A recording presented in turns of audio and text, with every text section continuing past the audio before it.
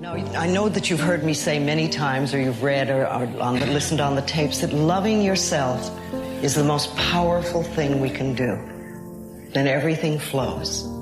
Everything flows beautifully. And I'm not talking about vanity or arrogance, because that is not love. That's always fear. I'm talking about just really respecting and appreciating this incredible, magnificent being that we are. As Henry Ford said, when everything seems to be going against you, remember that the airplane takes off against the wind, not with it. There are going to be times in your life where it literally seems like the world is coming after you. And in those moments, if rather than panic, if rather than letting your mind run away from you, rather than getting bitter or angry or frustrated, I figured out the one piece I was missing. I thought it was cars. I thought it was women. I thought it was money. I thought it was everything. The one piece I was missing was me having the courage to face myself. I made this person. I made this person by diving into the insecurities that life gave me. Because now they're yours. They're yours to own. If you're not smart, call yourself dumb. It's okay. If you're fat, call yourself fat. I used to be 300 pounds. We want to talk so soft to ourselves. We're looking for that recovery day. It's not coming. And that's the mentality I took with me. It wasn't like someone came down here and guided me through life. When you figure this out on your own, the amount of pride and dignity and self-respect you have. if you remember in those times that forcing yourself to push through it, forcing yourself to find the opportunity, forcing yourself to find the lesson in that, is going to be the very thing that gives you lift. It's actually constraints, it's having restrictions, it's having difficult times. Those are the things that allow people to really find and tap into the thing that's going to allow them to achieve what they want to achieve, because it's going to push you. If you want to achieve something great in your life, you've got to be going into the hard places. You've got to be facing down the difficult things. You've got to be going down that road that is intrinsically difficult. It's untamed, it's wild, and in that sense that it's coming after you, in that sense that you've entered truly hostile territory, in that is the very thing that's going to lift you up and allow you to do what other people haven't done. That's exactly why the terrain seems hostile. That's exactly why it seems like things are crashing down around you. When you want to become a diamond, your whole attitude change, your whole mindset, your thinking, your relationship, the decisions that you make, how you spend your time, your energy, all of it changes. See, this is something that you can't be in this business. This business has to be in you.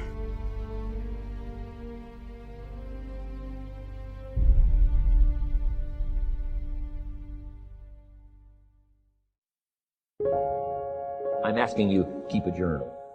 I call it one of the 3 treasures to leave behind. Let me give you that. Number 1 is your pictures. A picture's worth 1,000 words. Don't be lazy in capturing the event. How long does it take to capture the event? A fraction of a second. Take lots of pictures. Help tell the story. When you're gone, one of the things to leave behind, the treasure in picture as well as in words. Next, your library. The library that you gathered, that taught you, that instructed you, that helped you to defend your ideals, that helped you to become wealthy and powerful and healthy and sophisticated and unique. The library that caused you to walk away from the ghetto. The library, the books that instructed you. Leave your library behind. One of the greatest gifts you can leave behind. Stepping stones out of the darkness into the light. So leave your books behind. And third is your journals. Wherever you found an occasion to gather something valuable and put it in here so you could go back over it. Repetition is the mother of skill. Let it coach you one more time. Let it teach you one more time. If you hear a beautiful song that does something to you, you don't say, well, that's enough. Don't need to hear that again. Wouldn't you want to hear it again, hear it again, hear it again? Let it instruct you, take you on wings of emotional journeys. Wouldn't you want to do that again? The answer is yes. That's what's so important.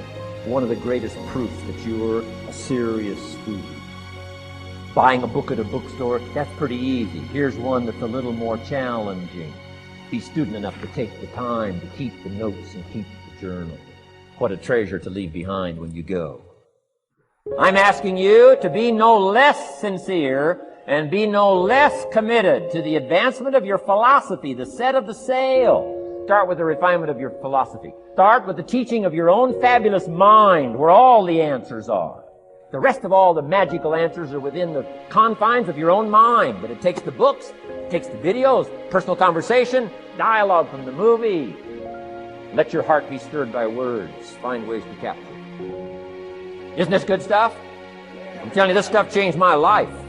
I've never been the same since the teacher gave me some of this simple instruction. How to go from where you are to where you want to go. How to go from pennies to treasure. It's all within the confines of this stuff that I've been trying to share with you. The moment that you understand that the people that you have around you, they're either your number one asset or, to be honest with you, they could be your number one liability. But the moment that you understand that and begin to value people, I think that is what creates the connection. Because the moment that, I think we all know, don't you, Tom, don't you think you know when a person values you and when a person doesn't value you? And so I think that giving value to people and expressing that to them is the common ground that builds relationships. And so, yeah, when I came in the studio, I wanted to meet everybody because you've got an incredible, successful program, and I want to meet the people who help you be who you are. I love that. What got you so obsessed with leadership? I mean, you've been doing this for a long time, traveling all over the world. Correct. It's pretty extraordinary. And to go from starting in a small town as a pastor to what you've accomplished now, what is it that drives you? Well, in 1974, I came to the conclusion that everything rises and falls on leadership. Now, the reason I did that is because I started off as a pastor, and by the time I was 28, I had the 10th largest church in America. Whoa. And so people would come to me and say, well, how did you do this? And I came to the conclusion that I learned leadership. I was a good leader. And the day that I became convinced that everything rises and falls on leadership is the day I said, that's what I'm going to give my life to. Because think about it. If that is true, that in the business world, in the education world, in the government world, in every world, if you can just help people lead better, you're going to help them be more successful. And when I wrote the 21 Irrefutable Laws of Leadership, that first law, the law of the lid, which basically says how well you lead determines how well you succeed, I truly believe that.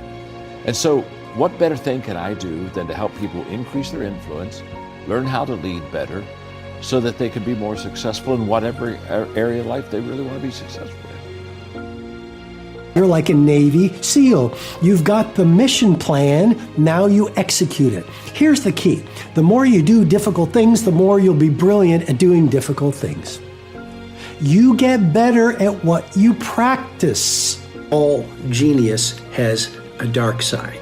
So whether it's a Beethoven or a Buffett, whether it's a Federer or a Serena Williams, whether it is a Jean-Michel Basquiat or a Ferran Adria, the things that allow for genius all have a downside or a dark side. Here's some examples.